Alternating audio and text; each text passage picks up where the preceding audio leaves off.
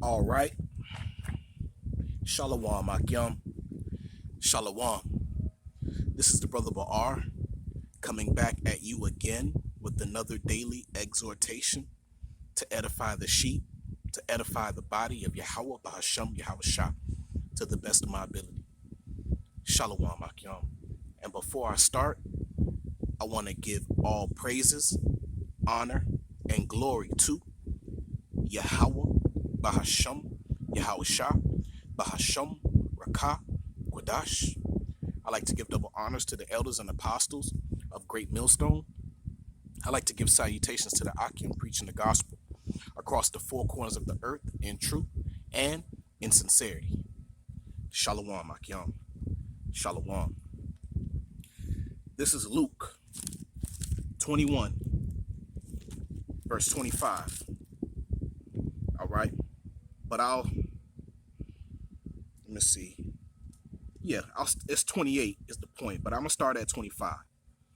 And it says, and there shall be signs in the sun and in the moon and in the stars and upon the earth distress of nations with perplexity, the sea and the waves roaring, men's hearts failing them for fear and for looking after those things which are coming on the earth. For the powers of heaven shall be broken. And then shall they see the Son of Man coming in a cloud with power and great glory. And when these things begin to come to pass, then look up and lift up your heads, for your redemption draweth nigh. Khan. I wanted to start off with this precept because last night on my way home from work, before I fellowship with the brothers, man, on my way home from work, I just so happened to stop at a stoplight, and the light and the light just turned red. So, and I was already in the spirit in the car, I had the radio off, I was just driving in silence. So as I'm at the red light, I look up and I see a bright white light. And you know us brothers, man, in this faith, man, sometimes we're always, looking for the chariots. We're always, checking the skies for the chariots. And sometimes, there's a lot of, false flags. So sometimes you may think you've seen a chariot, but it may be a plane from a distance, or it may be, something else, right? So at first, that was on my mind at first. I'm like, I wasn't too sure of what I was looking at, and then I was like, the spirit was on me, the spirit, and then the light started looking weird. I'm like, hold on, wait, all right. And then so I just, my phone was already on the camera holder on the dash. So I just so happened just to put the camera on and record right away. And it was at that moment that light started shifting. It kind of looked like something like something like a spring was out the light, like something like a light was spraying something, but it wasn't that.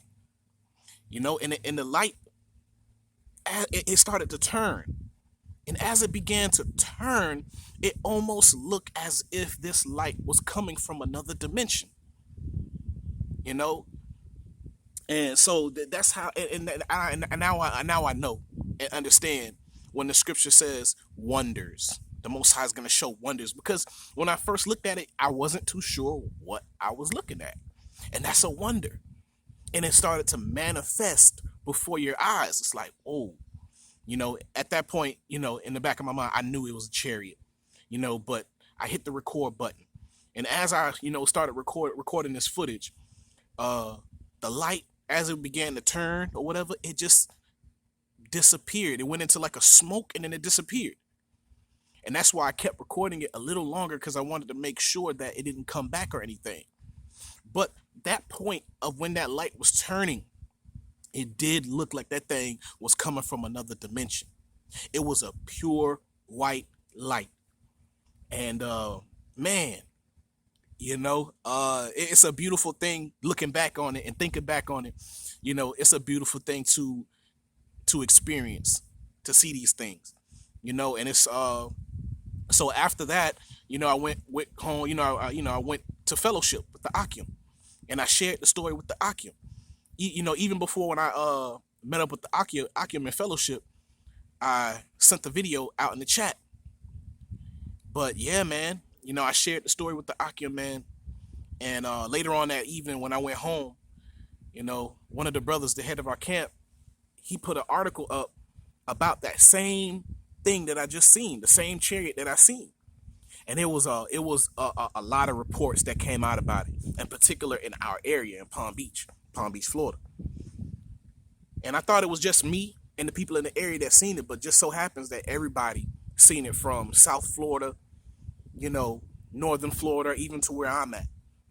So this light, man, it's a wonder too as well that everybody could see the same thing that you're seeing, even though it's close to you and you're thinking, okay, nobody else can see it. Nah, it was a lot of people that seen it, but everybody, is trying to come up with their own explanation. And obviously, the Navy, they came up with their own explanation.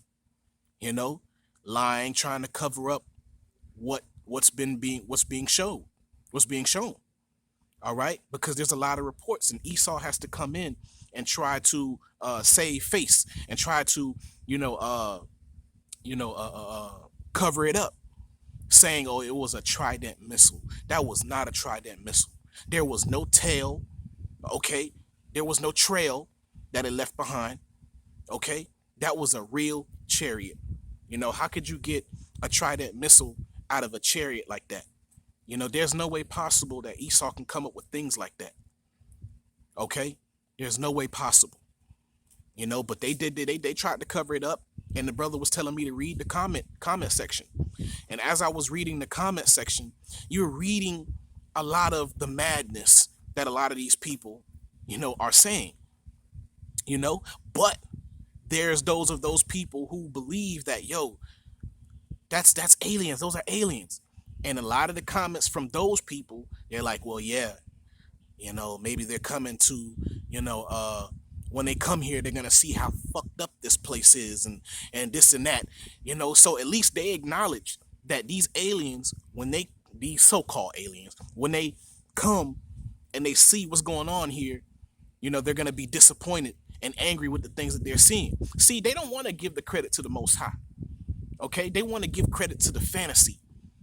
Okay, to the lie. Oh, aliens. But at least they can at least admit their guilt.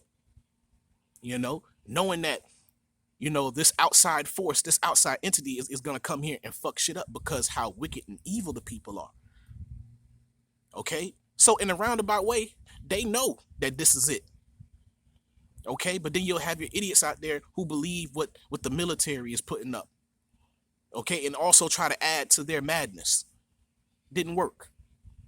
You can't explain what we just saw. All right? So let me let me go to Jeremiah 10. All right? Jeremiah 10 verse 1. All right? So Salakia. All right? This is come on now. All right, Jeremiah 10 verse 1, and it says, hear ye the word which the Lord speaketh unto you, O house of Israel. Thus saith the Lord, learn not the way of the heathen, and be not dismayed at the signs of heaven, for the heathen are dismayed at them. Okay, and that was one thing that came to my spirit, as I was watching this chariot, do its thing, or this angel do his thing. It's like there's no reason for us to be dismayed, because when we see these signs in heaven, we know, okay, our redemption draweth nigh. Okay, we know that the Lord is getting ready to deliver his people. We know that the Lord is getting ready to judge this place, because the Lord blessed his men to lay down that foundation here in Babylon by bringing out his word. Yahweh Bashem Yahshua, his word. Okay, planting those seeds in the minds of the people, because they know that they're gonna have to pay for the wickedness that they've done. They know. Okay, so we're not dismayed. That word dismayed, there were other meanings for it, but it means a frightened, or a wonder. Because we're if you're in this faith, then you know what those signs mean. That means we almost out of here. That means judgment is getting ready to come upon this place. The Lord has been increasing these signs for quite some time now. It's just the heathen. They're dismayed at these signs. They're like, oh, the aliens. But we know that's judgment coming. They're dismayed because now the Most High is showing himself. Okay? The Most High is showing himself now with these signs and wonders. Okay? See, now it's a wonder because when you're looking at it, there's no way possible you can explain what it is. You can't you can't attach it to some carnal thing, because we just watched a light shift and just the way it looked and then disappeared, and all you seen was like smoke, just like a cloud. You can't explain that, man. See, this is the Most High is only debunking their atheist ways. These people are fools, man, because in their heart they say that there is no God, man. But the Most High is showing them, you can't do this. Okay? The Most High is showing these people, man. So they're dismayed. These other heathens, and there was other videos of other events that were happening on the other side of the world. If I'm not mistaken, India. Okay, the continent or country of India. They were receiving signs as well. Two chariots looking like two large planets. But they're dismayed at the signs of heaven. But the Lord already told us what to look for, because we're watching. Okay, the heathens and the 2/3 of our people, they're not watching for the return of the Lord. They see these things in the heavens, and then Esau come in and try to save face, and they believe what Esau says. All right, but man, let me go to Deuteronomy 4. All right, Deuteronomy 4, Salaki. All right, this is Deuteronomy 4, and I'm gonna start at 30. All right, and it says, when thou art in tribulation, and all these things are come upon thee, even in the latter days, if thou turn to the Lord thy God, and thou and shall be obedient unto his voice. For the Lord thy power is a merciful power. He will not forsake thee, neither destroy thee, nor forget the covenant of thy fathers, which he sware unto them. For ask now of the days that are past, which were before thee, since the day that the Most High created man upon earth, and ask from the one side of heaven unto the other, whether there hath been any such thing as this great thing is, or hath been heard like it. Did ever people hear the voice of the Most High speaking out of the midst of the fire? Or as thou hast heard and live? Okay? Or hath the Most High essayed to go and take him a nation? Okay, Salaki. And take him a nation from the midst of another, by temptations, by signs, and by wonders, and by war, and by a mighty hand, and by a stretched out arm, and by great terrors, according to all that the Lord your power did for you in Egypt before your eyes? Khan, unto thee it was showed, that thou mightest know that the Lord, he is Yahweh. There is none else besides him. Khan, the Lord, in Deuteronomy 4, the Lord is showing our people, is reminding our people the things that he's done for us. The great signs and wonders that came out of Egypt. The great things the Most High has done for our people, even throughout generations, man. What that deliverance from Egypt, that was the greatest unto this day. That deliverance. The Most High was showing signs and wonders, man. How much more this time around? How much greater the deliverance this time around? Because the Most High built up Esau, man. Made him very strong. Okay? To a point where 2/3 of our people doubt the Most High. They doubt Yahweh Bashem Yahweh Shah. But the Lord said, be not dismayed, man. Everything that was written for our learning, man. This is all about bringing us back into remembrance. When we see these things, we're supposed to know, okay, the Most High about to fuck this shit up. He about to go in. He about to really terrorize this place, man. He's really about to pour out his spirit upon these people, man. He's really getting ready to show these great wonders. Okay? The miracles. This is what's coming next. Like the brother Ariala, man. No, the brother Yashawamba, man.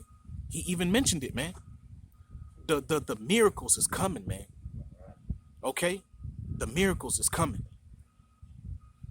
All right, we're going to go from glory to glory, because also what was spoken about, in fellowship is that, yeah, man, the Most High is gradually removing us from YouTube, man. He's gradually bringing in the famine of the word. That's why the scripture says the Lord does things little by little, okay, to show his power. Because when things pop off, it's going to catch everybody off guard as a thief in the night. Okay? So when these miracles and these great things and these wonders start happening, these people are going to be looking for the men of the Lord. And they're not going to find them. Because they've had their opportunity. They've had their chance.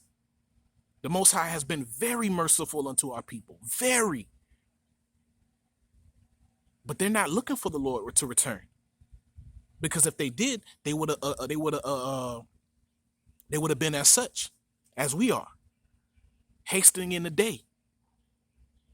Looking out. Watching for the Lord. They're not looking for these things. So when they hear the word of the Most High, they're condemned in their spirit. They're messed up. Because they sacrifice so much on this side. This is why they're faint. This is why they're dry. Because they don't want to come back to the remembrance. They're so attached to Esau's kingdom. But the judgment of them that refuse to return unto the Lord, they're going to perish right along with Esau on this side. Now they are Israelites. They are going to receive and be a part of that covenant and that promise, as it was promised to our forefathers, as it was written in Deuteronomy 4. The Most High hasn't forgotten about us, man. When he's showing these signs, he's letting the world know, I ain't forget about my people. Your time has come to an end, Esau. You heathens, your time has come to an end. It's a wrap. It's over. You can't explain the signs that's being shown, man. Now we know Esau, he sitteth in the temple as if he is the Most High, proclaiming that he is the Most High, because he's going to try to do his great marvels and wonders. But you can't do what the Most High does and explain it and make it believable. Because we understand he has a Blue Beam project. But what we seen out there, that was beyond our realm. That was beyond, I'm telling y'all, Akim, when that light was moving and it was slightly turning, it looked like it was coming from another dimension. That was a sight to see. I've never experienced anything like that ever. And as I was reading down the comments on that news article, and one of the comments was explaining one of the commenters was explaining an experience. Now, I'm not sure if that commenter is a Jake, but I believe that commenter is a Jake, because the Most High reveals these things unto his people, even if they don't know what they were looking at that time, because the commentator that was writing, said that he experienced this about 10 years ago, which I experienced the same thing. A blue orb looking uh, uh, uh, chariot in the sky, angel in the sky, and it did the same thing as it did for me. It hovered above me. It came from a distance, but it was floating. It was floating. It wasn't like it was going in a solid one direction. It was floating, but it was going in a direction, but not in a straight line. And as it got closer and closer uh, to me, and started to hover above my home, like he said, didn't hear anything, dead silent. But it was a beautiful thing to witness. And as it passed over and went towards the east, it disappeared. The angels, man, they're starting to show themselves in many different ways. In many different ways, they're starting to show themselves. Okay? But let me go to Jeremiah. I'm just going to wrap it up, man. I wasn't too sure how I wanted to bring this out and explain it, but I just wanted to, give a quick testimony about what I witnessed. All right? So let's go to Deuteronomy 23, verse 7. And it says, therefore, behold, the days come, saith the Lord, that they shall no more say, the Lord liveth, which brought up the children of Israel out of the land of Egypt. And if you go back and you read, okay, even in the Apocrypha, okay, it was describing the things that the Most High was doing in Egypt, man. The great deliverance. Okay? But what does Jeremiah say? Okay? It says, therefore, behold, the days come, saith the Lord, that they shall no more say, the Lord liveth, which brought up the children of Israel out of the land of Egypt. But the Lord liveth, which brought up and which led the seed of the house of Israel out of the north country, and from all countries, whither I had driven them, and they shall dwell in their own land. So the deliverance. So the Most High set Esau up to be in power, in great power as he is. Because the deliverance that's getting ready to happen on this side is going to overdo that in the greatest way. In the greatest way unimaginable. The Lord is finna do his thing, man. He finna start judging this place, man. All right? Because the Most High has set everything up perfectly, man. All right? Because the scriptures say, man, this what's getting ready to happen here is not gonna be like any other, man. Okay? So let me see if I can find that real quick, man. Let me see. Salakia Akim. Let me see if I can find it real quick. Man, nor shall it ever be, man, what's getting ready to happen here, man. The Most High put us in the most dangerous position. Okay? He put us in the most dangerous position. He put us in a position where it seemed as if there was no way out. But this is how the Most High is going to show you his power, man. Esau is fully set up, man. Right now, he has the greatest military on the earth. Okay, he has everybody sold up, locked up economically. He still got the children of Israel in their possession, in captivity still till this day. Okay, even though it was the Spirit of the Lord, but he created darkness upon the earth, man. Okay, and gross darkness to people. How is that? By turning everything upside down. Okay, by being in confederacy with the other nations, man, to hide their identity, to hide the identity of the other nations by rechanging the names. Okay, rewriting history, making it seem as if they were all the great people and the great rulerships throughout history. Putting us in complete darkness, recalling us so-called black people, so-called Negroes, Latinos, and Native Americans. Calling us by bywords and things as such. Putting the whole world in complete darkness, man. So what the Most High is doing with Esau, man, what he has done with Esau is a great thing.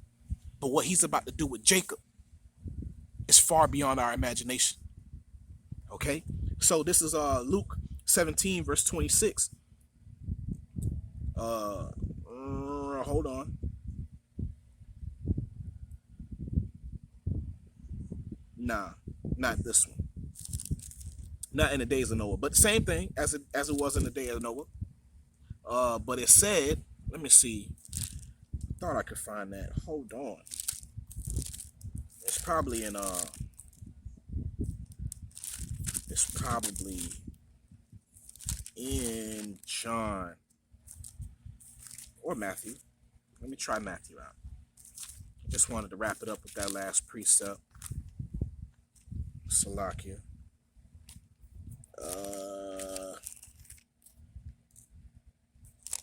Because it's gonna be like no other time, man. That's been upon the earth, man, and nor shall it ever be, man.